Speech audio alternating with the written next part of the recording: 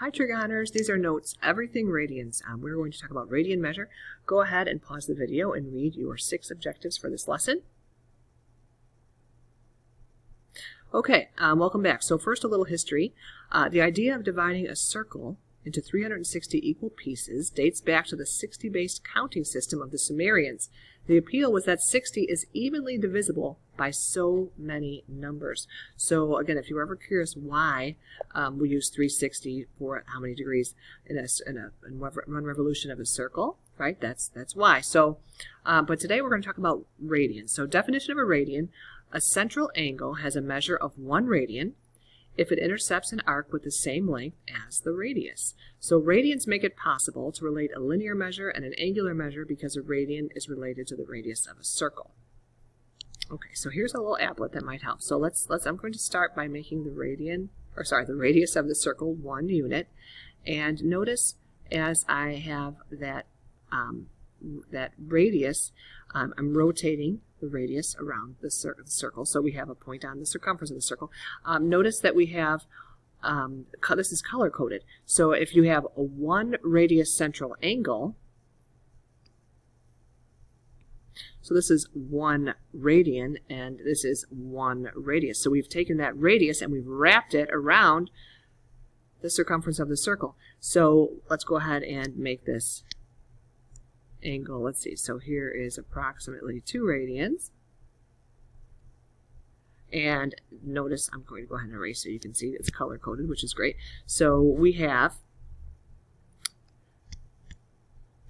now a central angle, there you go, that is 2 radians, and we have 2 of the radius, and we have a radius twice on the circumference of the circle.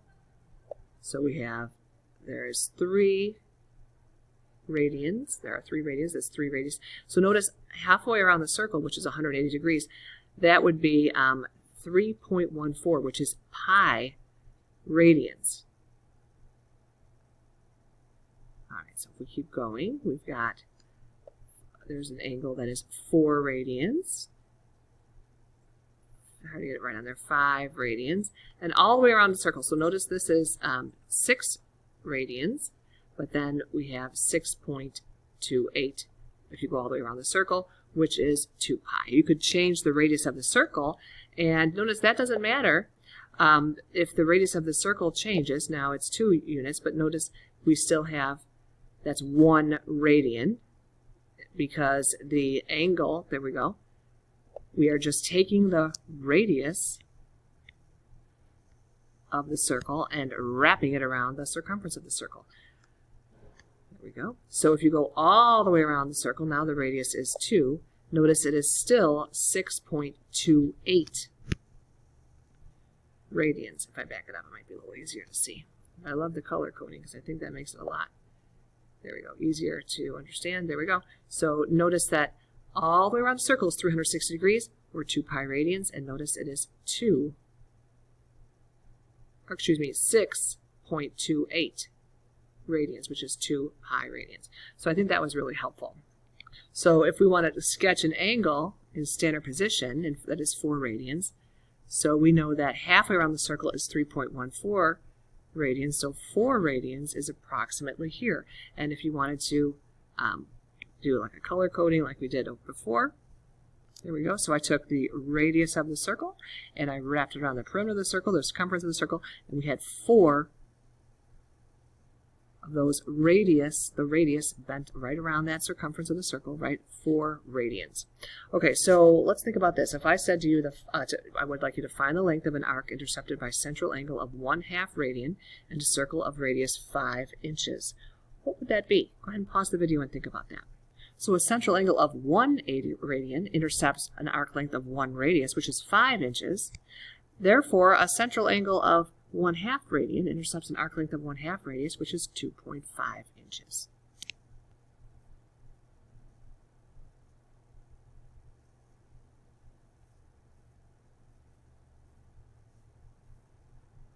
The next example, it says find the radian measure of a central angle theta that intercepts an arc of length s and a circle of radius r. Well, let's look at a specific example. If you have a circle with radius 10 inches, and for example, if I went ahead and had 10 inches, and 10 inches. And notice there are 40 inches for that arc of that circle. Notice 40 divided by the radius 10 is 4 radians. So that would be an angle theta of 4 radians. So theta is S divided by R. So we know that 360 degrees is one revolution around a circle, so that would be 2 pi radians. So if we were going to convert from radians to degrees, you would multiply by 180 over pi. If you're going to convert from degrees to radians, you multiply by pi divided by 180. So let's go ahead and do the first example. If I want to multiply, or if I want to change 7 pi over 5 radians to degrees, I multiply by 180 over pi, which is 252 degrees. If I would like to change 4 pi over 9 to degrees, I would multiply by 180 over pi, and that is 80 degrees. So why don't you go ahead and pause the video and try C, D, E, F, and G. So for part C, notice that we have an angle in degrees, so you multiply by pi over 180. For part D, you had an angle in degrees, so you multiply by pi over 180. Same thing for part E. It was a negative angle, so you multiply by pi over 180. I would probably leave the pi. Let's take a look at F. F and G might be confusing because there was not a degree symbol, so those angles are in radians. So it should go from radians to degrees. You multiply by 180 over pi, and now we have angles in degrees. Okay, so the next thing we're going to do is consider reference angles of 30, 60, and 45. So for this first example, I want you to think about, what if I had something, for example, like 5 pi over 6? Okay, so that is an angle in radians, and I have half of my circle is pi, so if I divide the top half of the circle, which is pi radians, into 6 even pieces, that means since we know that 180 divided by 6 is 30 degrees, each individual piece is 30 degrees, so I could find that angle. I could say 1 pi over 6, 2 pi over 6, 3 pi over 6, 4 pi over 6, and 5 pi over 6. So my terminal side is in quadrant 2. Now I can find the reference angle. If each individual piece is 30 degrees, the reference angle is 30 degrees. What if I thought about a circle, and this time I wanted to do 11 pi over 6? Go ahead and pause the video and see if you could find the terminal side and the reference angle of 11 pi over 6 in standard position. Okay, let's see how you did. So notice I have 12 pieces because pi is the top half of the circle and I needed 6. So now I'm going to count. It might help if I make this a different color. Here's my x-axis, here's my y-axis. Okay, so here goes, everyone. You could start at the positive x-axis and say 1 pi over 6, 2 pi over 6, 3, 4, 5, 6, 7 pi over 6, 8, 9, 10, 11 pi over 6, and the reference angle is 30. Remember, your reference angle is the angle formed with the terminal side of your rotation angle and the x-axis. All right, so now we're going to think about 45. Let's do 45 next. So if I had something like, for example, how about 7 pi over 4? We know that 180 divided by 4 is 45 degrees. So if I divide the top half of my circle, so pi, into 4 even pieces, let's go all the way around the circle. So we have 8 even pieces because, again, pi divided by 4. So now you could count 1 pi over 4, 2, 3, 4, 5 pi over 4, 5, 6, 7 pi over 4.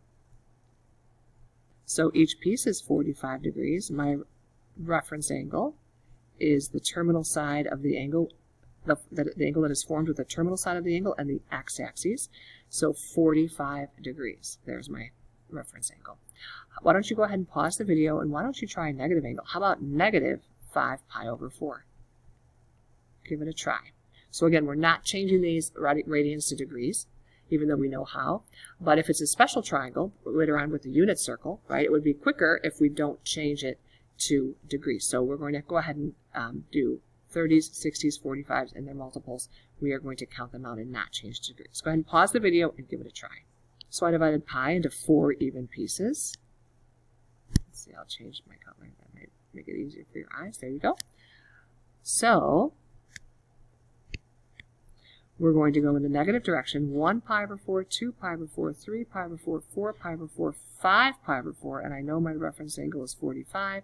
So the reference angle is the terminal side of your angle, the angle formed by the terminal side of your angle and the x-axis. Okay, next let's go ahead and try a reference angle. Let's do 60. So for example, what if I had 2 pi over 3? 180 divided by 3 is 60 degrees. So I think it helps if you don't put your y-axis, because sometimes when people put the y-axis they make a mistake. So we divide pi into 3 even pieces. So actually I have 6 since this is 2 pi. So now we're going to count 1 pi over 3, 2 pi over 3. So I know that my reference angle is the terminal side of the rotation angle with the x-axis. It is 60 degrees. Go ahead and give the next one a try. How about 5 pi over 3? Go ahead and pause the video and give it a try. So I divide pi into 3 even pieces. 1 pi over 3, 2 pi over 3, 3 pi over 3, 4 pi over 3, 5 pi over 3. And reference angle is 60 degrees. Okay, so for number 5, I'm going to have you pause the video and sketch the angle in standard position and find the reference angle. Do not use a calculator and do not change the angles to degrees. Go ahead and pause the video and do that now, please. And check your work. So if I divide pi into 6 even pieces, so I would say 1 pi over 6, 2 pi over 6, 3 pi over 6, 4 pi over 6, 5 pi over 6, and 180 divided by 6 is 30. That is my reference angle. If I have pi divided into 3 even pieces, I have 1 pi over 3, 2 pi over 3, 3 pi over 3, 4 pi over 3, and 180 divided by 3 is 60 degrees. My reference angle is 60 degrees. I'm going to divide pi into 4 even pieces. 1 pi over 4, 2 pi over 4, 3, 4, 5, 6, 7 pi over 4. 180 divided by 4 is 45 degrees. D, there was no reference angle because reference angles are between 0 and 90 degrees. They're acute, so a quadrantal angle will not have a reference angle. For part E, this is a negative angle, so I have negative 5 pi over 3, and if you count that out, that's 1, 2, 3, 4, 5 with a reference angle of 60. 11 pi over 6. 1, 2, 3, 4, 5, 6, 7, 8, 9, 10, 11 pi over 6 with a reference angle of 30. 3 pi over 4. 1, 2, 3. And the reference angle is 45. Negative 5 pi. Hopefully you noticed a pattern. When I have an even amount of pi, I'm on the positive x-axis, an odd amount, the negative x-axis, because that's 1, 2, 3, 4, 5. So no reference angle, it's a quadrantal angle. Okay, so we've found the coordinates of terminal points with degrees. Same thing, but now we're going to use radians. So the first thing you want to do is graph the angle, and graph the rotation angle in standard position. So we have 1, 2, 3, 4, 5 pi over 3. If you want, you could put 60 degrees in there. So notice that the radius is 1. So this is x root 3. Notice if this is a 90 and a 60 degree angle, this must be 30. This is x root 3, and 2x. So if the 2x is 1, we have 1/2 and root 3 over 2. But notice that root 3 over 2 is the y coordinate, and you went down.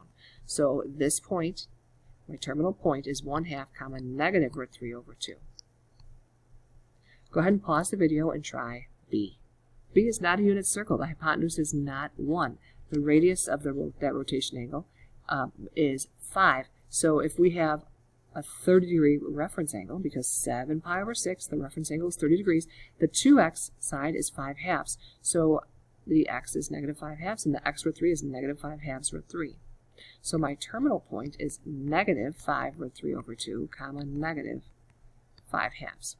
Okay, for part C, we have 3 pi over 4, so that's 1, 2, 3 pi over 4. The reference angle is 45 because 180 divided by 4 is 45. And they told us that the radius is 2. So we have x, and x root 2. So if the x root 2 side is 2, you could rationalize if you like. So the x is root 2. So we have negative root 2 and positive root 2. So to get to this terminal point, it's negative root 2 comma root 2. Go ahead and pause the video and try part D. So the rotation angle is 3 pi over 2 and the radius is root 5. So notice that at 3 pi over 2, that terminal side, to get to this terminal point, you would have to go not right or left at all, but down root 5. So it's negative 0, negative root 5. Okay, for part 7, you're going to find all angles coterminal with theta in the given interval. So first of all, it might help to kind of visualize 5 pi over 3. You could even put the reference angle if you want.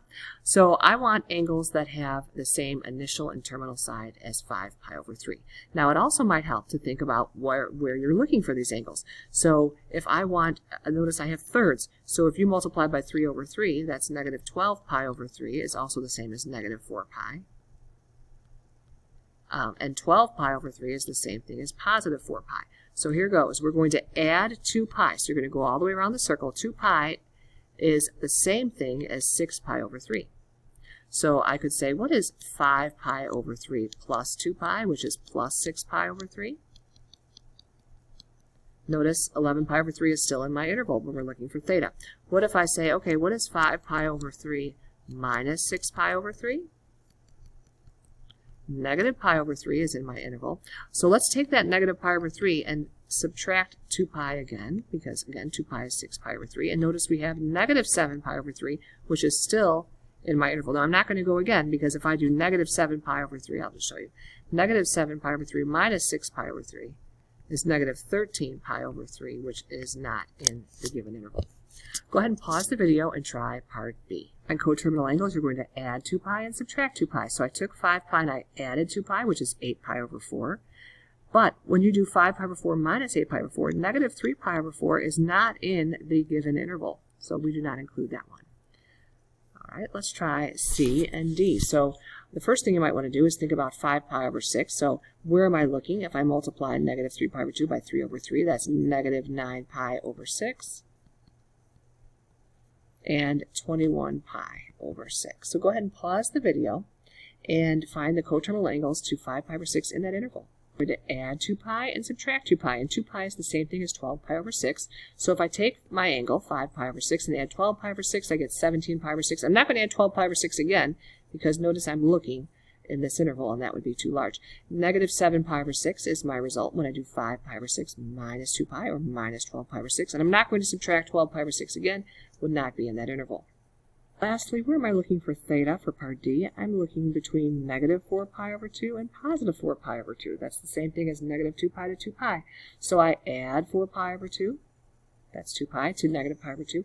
I subtract, notice negative 5 pi over 2 is not in my interval. Okay, let's go ahead and do the last part.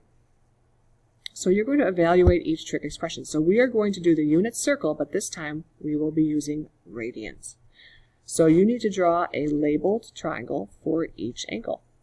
Go ahead and pause the video and draw a labeled triangle for 4 pi over 3 and pi over 6. Check your work for part A. Notice we have an angle of 4 pi over 3. The reference angle is 60, and the terminal side is in quadrant 3. It's an x, and x over 3, but notice it's a unit circle, so we have a radius of 1. The hypotenuse is 1. So we have opposite the 30 is 1/2, opposite the 60, root 3 over 2, but they're negative in quadrant 3. Pi over 6, that's 30 degrees. So now if I want to know the sine of 4 pi over 3, it's negative root 3 over 2. Minus 2 times the cosine of pi over 6, and we end up with negative root 3 minus 2 root 3 all over a common denominator of 2, which is negative 3 root 3 over 2. Let's take a look at the next one. Notice we have an even amount of pi on the positive x-axis because you have 1 pi, 2 pi, 3 pi, 4 pi, etc. So if we have a unit circle, the radius is 1. Pause the video for a minute and think about which quadrant is, or which coordinate is the cosine. Okay, so remember that the cosine is the x-coordinate, and if you look back here, that would make sense because the cosine would be the adjacent over hypotenuse, and the hypotenuse in a unit circle is 1. Go ahead and pause the video and think about 51 pi over 2. Okay, if you wanted to, you could think of that as 50 pi over 2 plus 1 pi over 2. You don't have to do it this way, but this might make it a little bit easier. 25 pi is an odd amount of pi, and then 1 pi over 2 more. Here is our terminal side, and I want the sine, so that is the y-coordinate, or negative 1. So go ahead and think about 7 pi over 4.